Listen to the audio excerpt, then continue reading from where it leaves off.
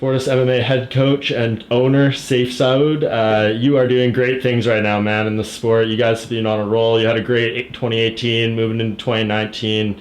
Really have just come on the scene really quickly here and done a lot of great things in a short amount of time. Just give us, a little bit of background on yourself for people who may not know kind of your history in the sport and how you fit into this role that you currently have now.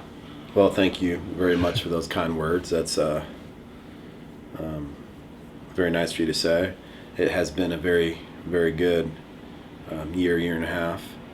I'm a lifelong martial artist. I started in judo when I was 3 years old, and my dad actually still owns a judo and karate school now, and he's 76 years old.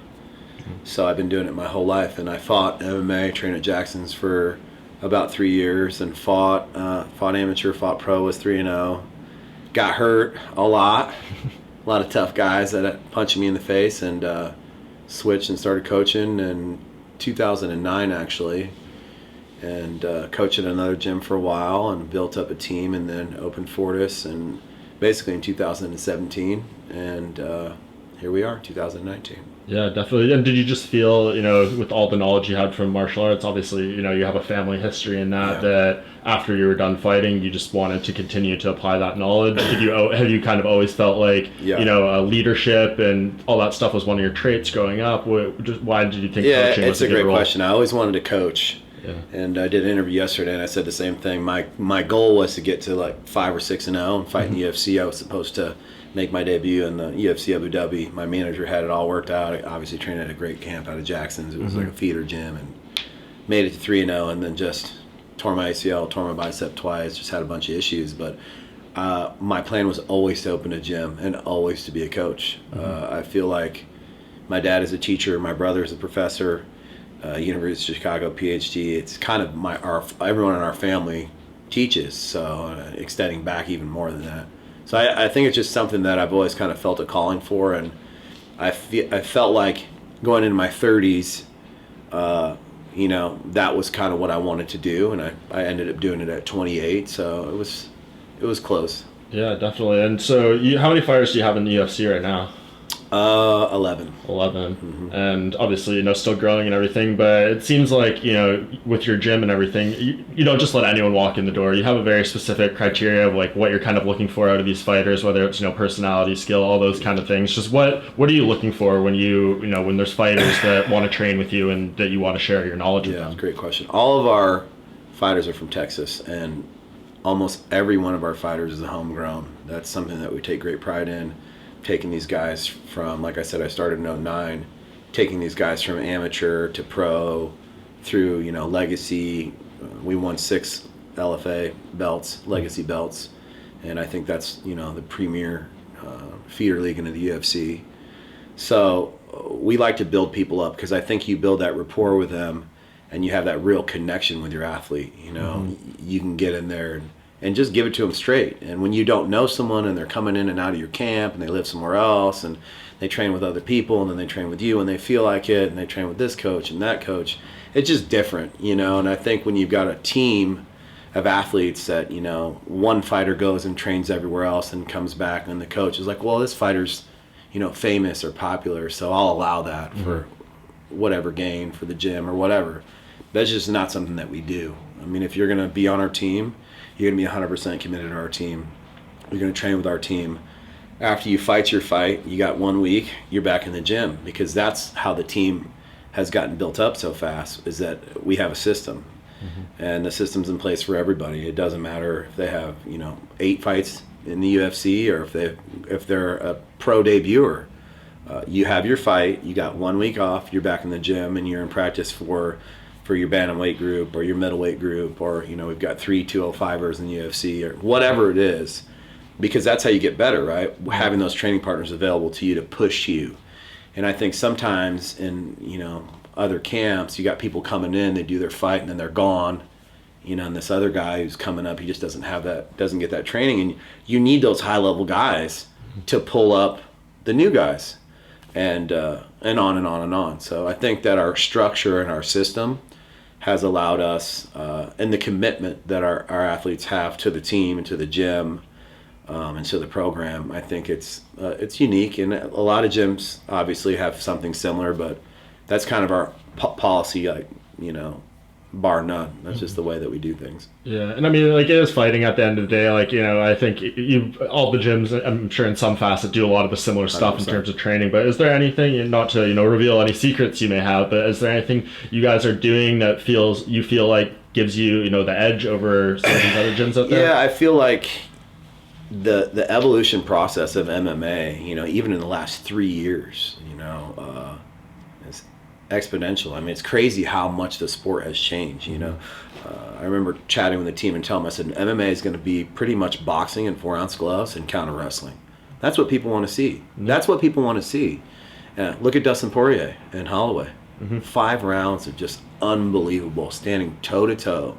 Dustin with the size advantage, great jiu-jitsu. Never tried taking him down. Yeah. And neither did Max even. Nobody does that. Gaslam and Stylebender. Yeah.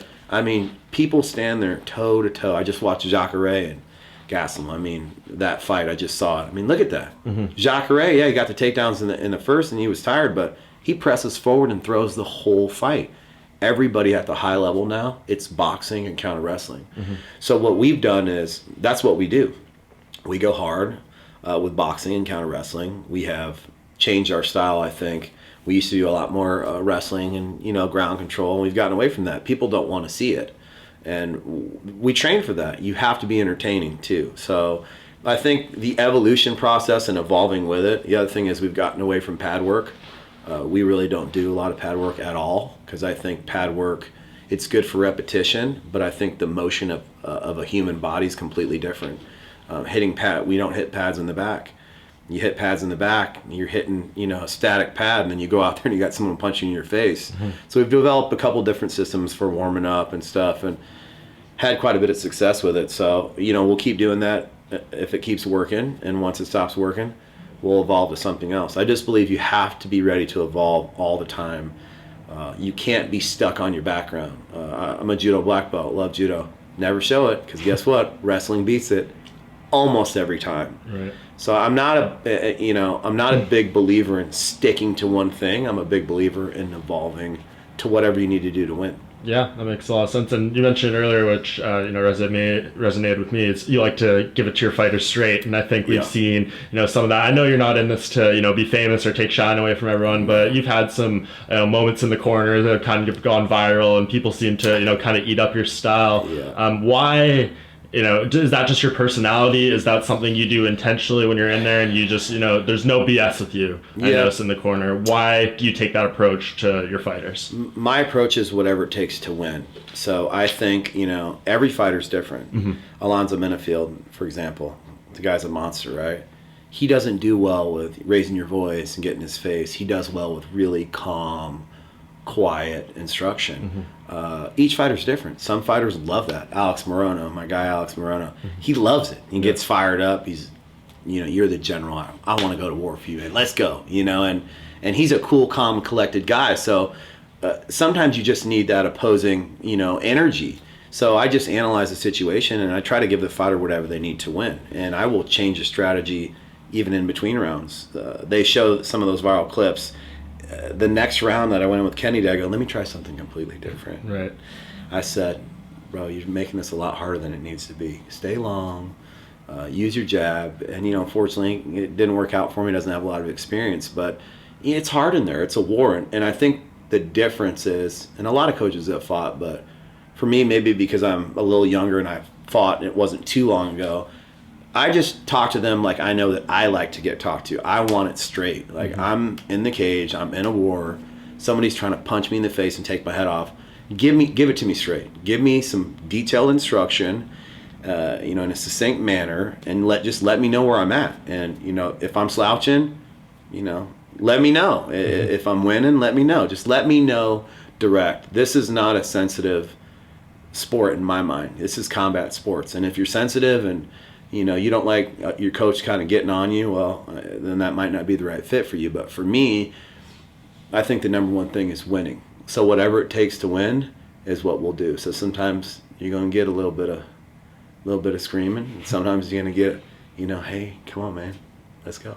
100%. And you guys had a really great 2018. Like I said off the top, I think it's a shame you aren't nominated for the World MMA Awards among the best gyms, but I'm sure you'll get there. You don't have that one big UFC or Bellator champion yet, but when you look at your team, what you have, like, what do you think 2019, 2020 has to hold? Is there any specific guy or girl on your roster that you feel like is just on the cusp about to break through that you see as having that really big potential?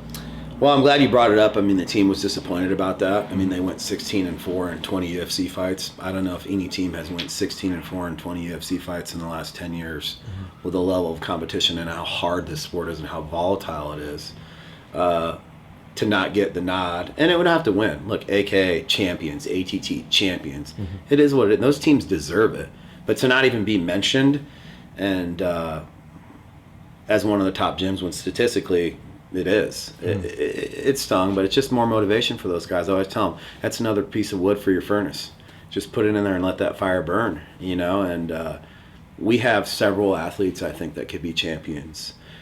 Macy Chasson is something else, and she definitely has potential. Carlos Diego Ferreira, 4-fight win streak, fighting Francisco Trinaldo next week. You've got Jeff Neal, who I think is the best boxer at 170 pounds. There's some great ones.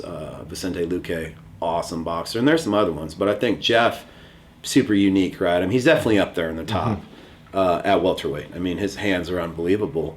And he's got a great style. That's what people want to see. You've got Ryan Spann at 205. You've got Alonzo Minifield at 205. I mean, I could go on and on. There's a lot of, great talent in that gym. That I feel like is coming into their own. And I'm trying to set it as objectively as I can. Sure. Just looking at their size, their strength, their speed. These are all athletes too, so athletes with the talent, which is hard to beat, We used to have just athletes, or we would have just talent, but now as the sport evolved, we have now athletes that are becoming super talented in the sport. So, the future is bright, but it doesn't matter until you win. Shut up and win. That's what we always say. Shut up and win. And I think that until you get those champions, you've got to keep pushing. And then when you win those belts, you've got to defend them. And that's how you build that dynasty. And that's where you've got to credit, AKA and ATT. These teams have been doing it for a long time. So they deserve that respect. And we just need to try to get there too.